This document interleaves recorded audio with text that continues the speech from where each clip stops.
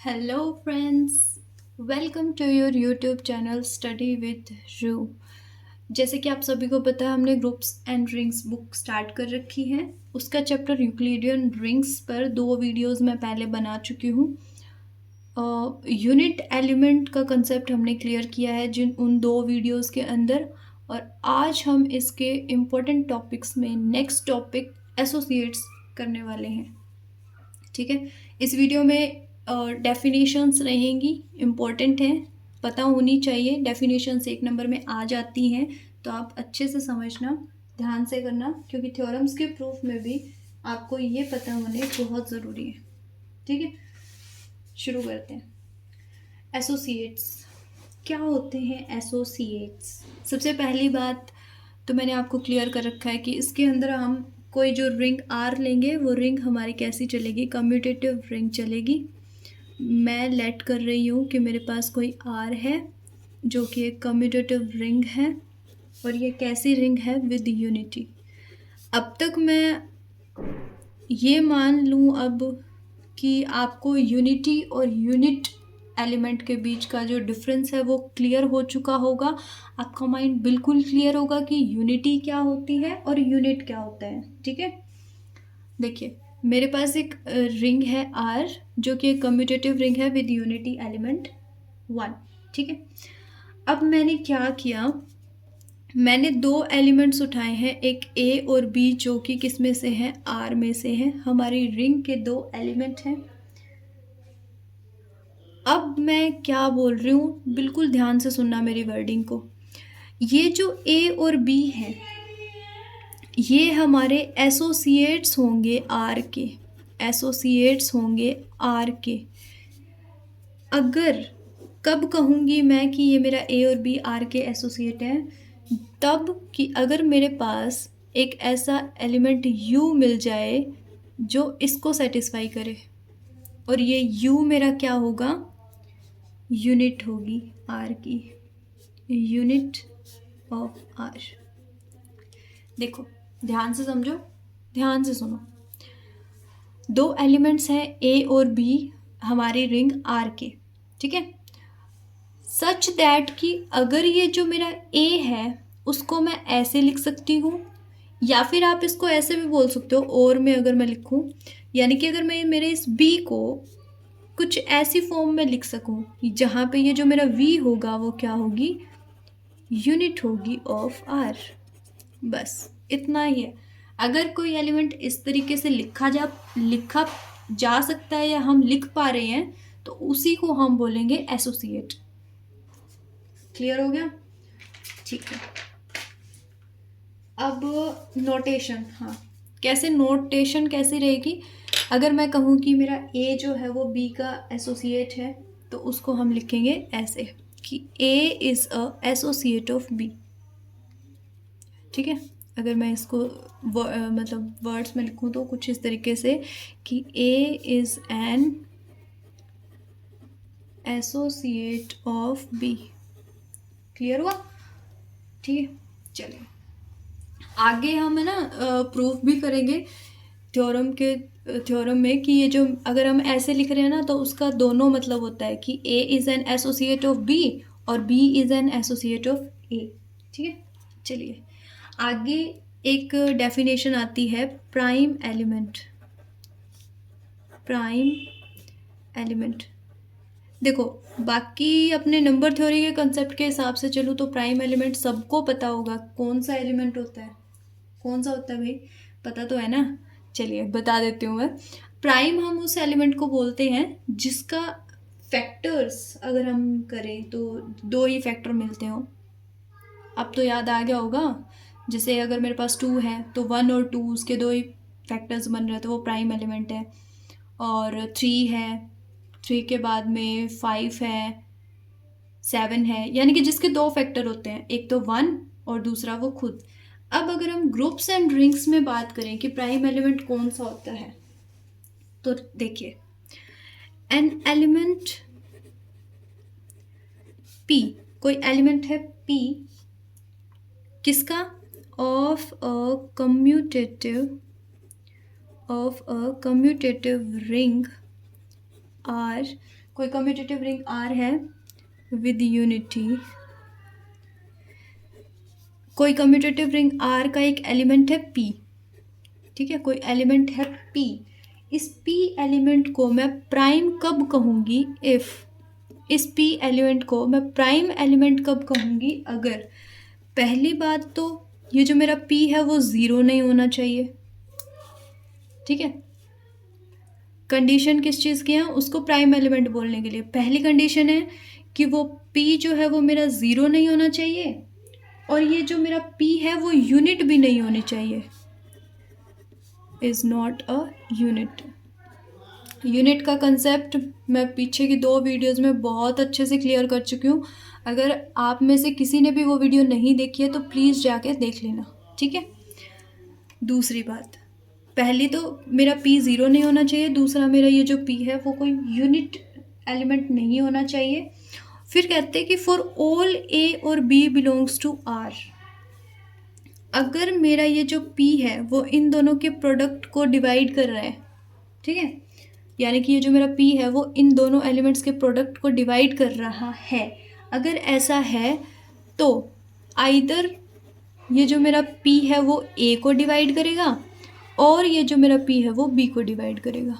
अगर ये दोनों कंडीशंस सेटिस्फाई करता है कोई एलिमेंट, तो उस एलिमेंट को मैं कहूँगी कि वो प्राइम एलिमेंट है। एक बार फिर से ध्यान से सुन लो, मेरे पास कोई एलिमेंट पी किसी कम्यूटेटिव रिंग आर का प्राइम एलिमेंट तब कहलवाएगा जब एक तो मेरा पी ज़ीरो ना हो, दूसरा मेरा पी यूनिट ना हो, और for all A B belongs to R, जब मेरा ये पी इनके प्रोडक्ट को डिवाइड कर रहा हो तो या तो मेरा जो पी है वो ए को डिवाइड करेगा या फिर मेरा पी बी को डिवाइड करेगा, ठीक है। इन डेफिनेशंस को आप एक बार अच्छे से बस पढ़ लेना, बहुत है, ठीक है। चलिए अगली डेफिनेशन पे आते हैं। अगली डेफिनेशन है इररिड्यूसिबल एलिमेंट। क्या है, इररिड्यूसिबल एलिमेंट। ओके, देखो, an element P of a commutative ring, अब मैं पूरा नहीं लिख रही, मैं ना कम्यूटेटिव रिंग को रिप्रेजेंट कर दूंगी CR से, ठीक है। C means commutative, R means ring. अगर मेरे पास कोई एलिमेंट है P of a commutative ring R, कोई कम्यूटेटिव रिंग R है विद यूनिटी,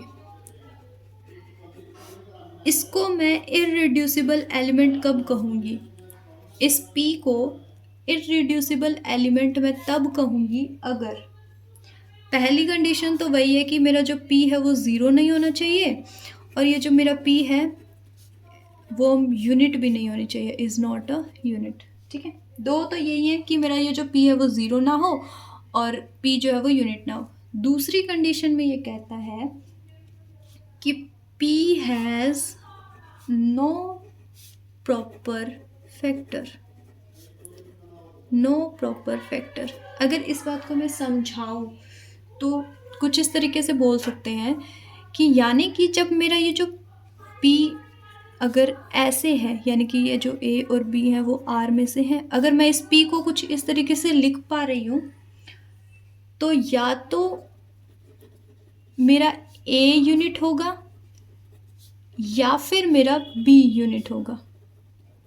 ध्यान से समझना, पहली कंडीशन तो इररिड्यूसिबल एलिमेंट के लिए क्या है कि मेरा P ज़ीरो नहीं होना चाहिए और P जो है वो यूनिट एलिमेंट नहीं होना चाहिए। दूसरे में कहता है कि P has no proper factor.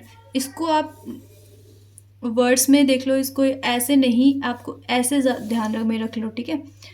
अगर ये लाइन नहीं ध्यान रह रही है तो ये ध्यान रखो कि अगर मेरा जो P है वो ऐसे है, P is equals to a b की फॉर्म में है, तो या तो मेरा ये जो A है वो यूनिट होगा या फिर मेरा B यूनिट होगा। तो ऐसे एलिमेंट को मैं बोलूँगी इररिड्यूसिबल एलिमेंट, ठीक है। नेक्स्ट देखो, नेक्स्ट आता है गॉसियन इंटीजर। ये सिंपल सी डेफिनेशन है। गॉसियन इंटीजर क्या होता है? Gaussian integer is a complex number. Gaussian integer is a complex number. एक कॉम्प्लेक्स नंबर होता है या कॉम्प्लेक्स नंबर का एक सेट होता है, कैसे भी बोल लो। कैसी फॉर्म में होगा ये तो सभी को पता है। कॉम्प्लेक्स नंबर कैसे लिखा जाता है? ऐसी फॉर्म में, ठीक है।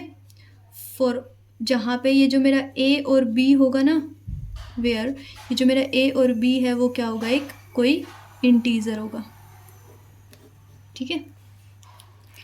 अब देखो मैं सेट ऑफ गॉसियन इंटीजर्स को कैसे रिप्रेजेंट करूँगी? ये आपका इस पे बेस्ड एक आधा क्वेश्चन होगा, शायद एग्जाम्पल में दे रखा होगा। तो इनका जो सेट है उसको मैं रिप्रेजेंट करती हूँ जेड और बड़ी ब्रैकेट और आई से। इस तरीके से इसकी नोटेशन होती है। गॉसियन इंटीजर्स के सेट की नोटेशन होती है। सिंपल सी डेफिनेशन थी यार। कॉम्प्लेक्स नंबर्स की टाइप के जो नंबर होते हैं हमारे वो गॉसियन इंटीजर होते हैं और इनके सेट को हम ऐसे रिप्रेजेंट करते हैं, ठीक है। अब आ जाते हैं थ्योरम्स पे, ठीक है। इस वीडियो में ज़्यादा लेंथी हो जाएगा इसलिए मैं एक ही थ्योरम और लेके चलूँगी। थ्योरम क्या कहती है? थ्योरम में पहले मैं लिख लेती हूँ, ठीक है। Let R be a commutative ring with unity. The relation of being associates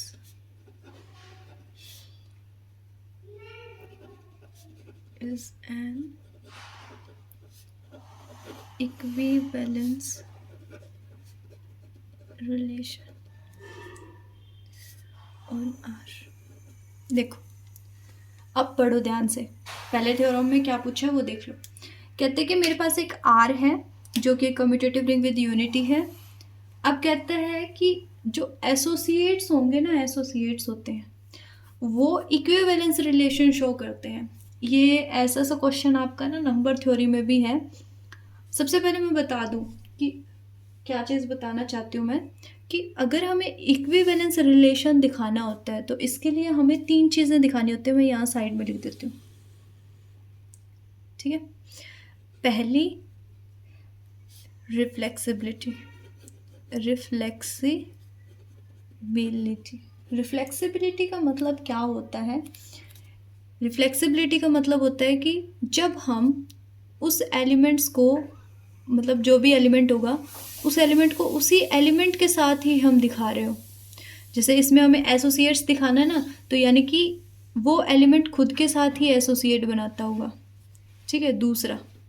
दूसरी चीज़ हमें दिखानी होती है सिमेट्री। क्या दिखानी होती है? सिमेट्री। सिमेट्री का मतलब है कि अगर मेरा ए बी के साथ एसोसिएट है, a is an associate of b, then जो मेरा बी होगा वो भी एसोसिएट होगा ए का। ये होती है सिमेट्री। और जो तीसरी और लास्ट चीज़ हमें दिखानी है वो होती है ट्रांजिटिविटी। इसके अंदर क्या दिखाते हैं? इसके अंदर हम दिखाते हैं कि अगर मेरे पास कोई ए है जो बी का एसोसिएट है और बी सी का एसोसिएट है, अगर ऐसा है देन ये जो मेरा ए होगा वो सी का भी एसोसिएट होगा। यानी कि अब हमें इक्विवेलेंस रिलेशन दिखाने के लिए ये 3 चीज़ें दिखानी है, ठीक है। अगर तो ये तीनों चीज़ों को फॉलो कर रहा है तो इट मीन्स जो रिलेशन है वो इक्विवेलेंस रिलेशन होगा, ठीक है। तो सबसे पहले मैं इसके प्रूफ में लिख देती हूँ। पहले आप वो लाइंस डाल देना कि लाइक हमने लेट कर लिया कि जो रिलेशन है बीइंग एसोसिएट्स का वो डिनोट हम कुछ इस तरीके से कर रहे हैं, मतलब, ठीक है। और लिख देना कि आर मेरी एक कम्यूटेटिव रिंग विद यूनिटी है, ठीक है। तो प्रूफ में मैं सीधा यहाँ से शुरू करती हूँ। पहले से पहला क्या कहता है? रिफ्लेक्सिबिलिटी।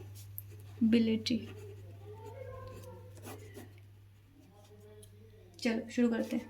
मैंने लेट कर लिया कि मेरे पास कोई ए है जो मेरी रिंग का ही एक एलिमेंट है।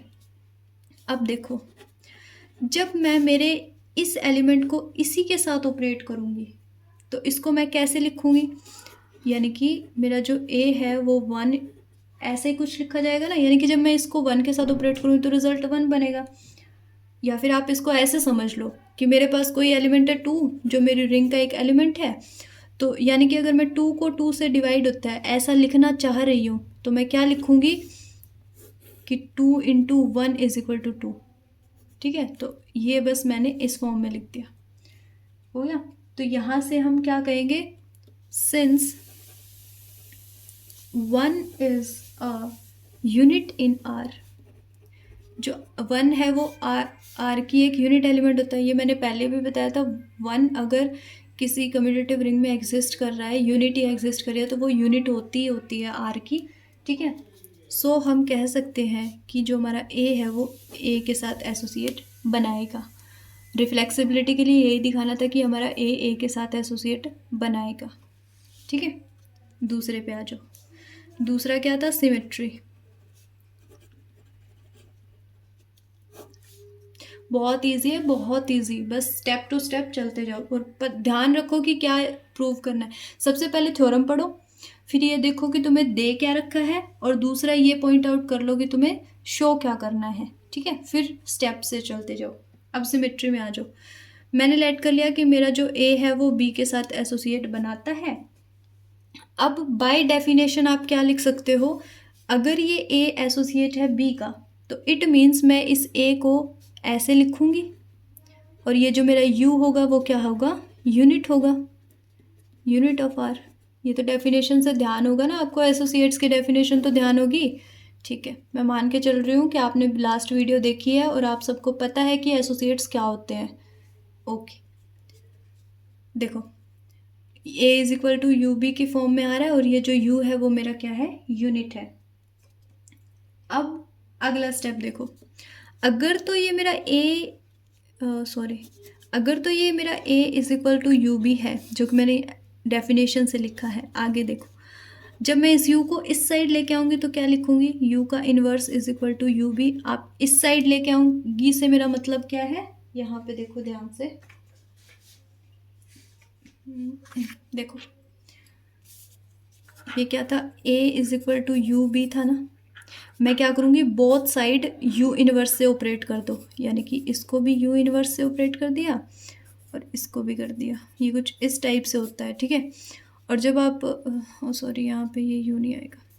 ठीक है, जब आप इनको ऑपरेट करोगे तो ये तो हमारा वैनिश होके 1 बन जाता है, तो ये b बच जाएगा और यहाँ पे a u इन्वर्स बच जाएगा। ये कुछ इस तरीके से होता है, पीछे के चैप्टर्स का कंसेप्ट है, पढ़ रखा होगा कुछ बच्चों ने तो उनको तो क्लियर भी हो गया होगा, जिनको नहीं था उनको मैंने कर दिया। यानी कि इसको जब मैं इधर लेके आई तो मेरा ए यू इन्वर्स ये बी आ गया।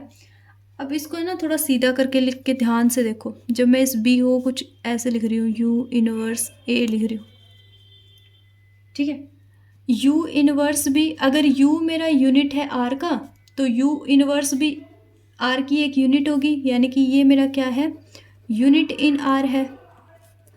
ठीक है, अगर ये यूनिट है, अब देखो डेफिनेशन के अकॉर्डिंग मैं क्या बोल सकती हूँ कि ये जो मेरा बी है वो इस फॉर्म में लिखा जा रहा है कि ये मेरा एलिमेंट यूनिट है, तो इट मीन्स कि जो मेरा बी है वो भी एसोसिएट होगा ए का। तो यही तो सिमेट्री में दिखाना था कि अगर ए एसोसिएट है बी का तो बी भी एसोसिएट होगा ए का, जो कि हमने शो कर दिया। हम लेके चले थे कि जो हमारा ए है वो बी का एसोसिएट है, और लास्ट में दिखा दिया कि बी भी हमारा ए का एसोसिएट है। हेंस सिमेट्री फॉलोड, यानी कि जो सिमेट्री है वो फॉलो हो रही है इस रिंग के। ठीक है, चलो अब हम आते हैं लास्ट पे। लास्ट में हमें क्या दिखानी है, ट्रांजिटिविटी, जिसमें ये दो चीज़ें हम लेके चलेंगे और लास्ट में ये दिखाएंगे। ठीक है, ओके।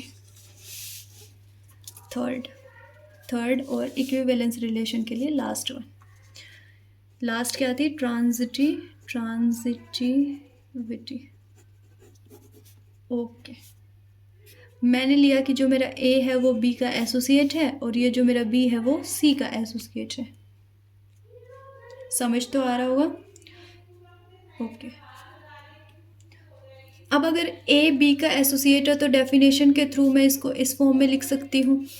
और अगर ये एसोसिएट है तो डेफिनेशन के थ्रू मैं इसको भी ऐसे लिख सकती हूँ।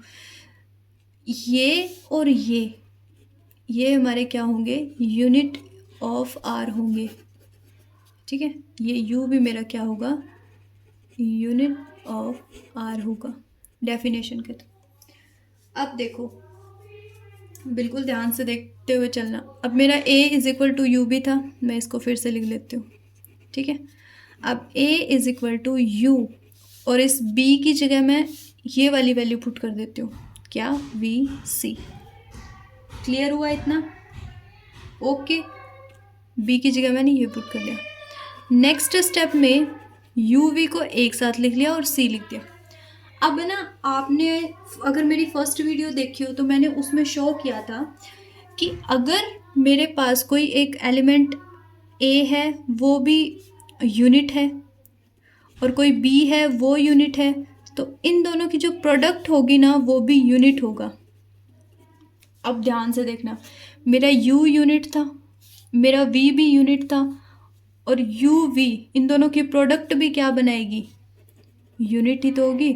इन दोनों की प्रोडक्ट भी क्या होगी, यूनिट होगी। तो यानी कि मेरा a जो है वो इस फॉर्म में लिखा जा रहा है, यूनिट की मल्टीप्लिकेशन की फॉर्म में।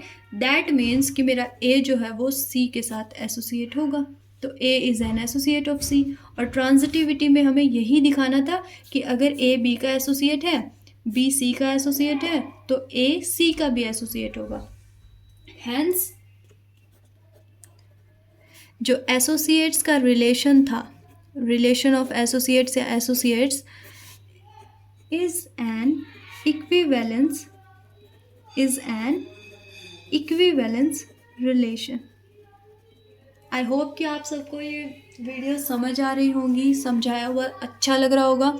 अगर आपको कुछ भी समझ नहीं आ रहा है, क्वालिटी में दिक्कत है, साउंड में प्रॉब्लम है, अगर आपको किसी भी तरीके की कोई भी दिक्कत आती है तो कमेंट सेक्शन में डाल दीजिएगा ताकि उसको ठीक करने की कोशिश की जाएगी। नेक्स्ट वीडियो में हम इसी से रिलेटेड नेक्स्ट थ्योरम करेंगे और कुछ इंपॉर्टेंट डेफिनेशंस भी पढ़ेंगे। Thank you so much.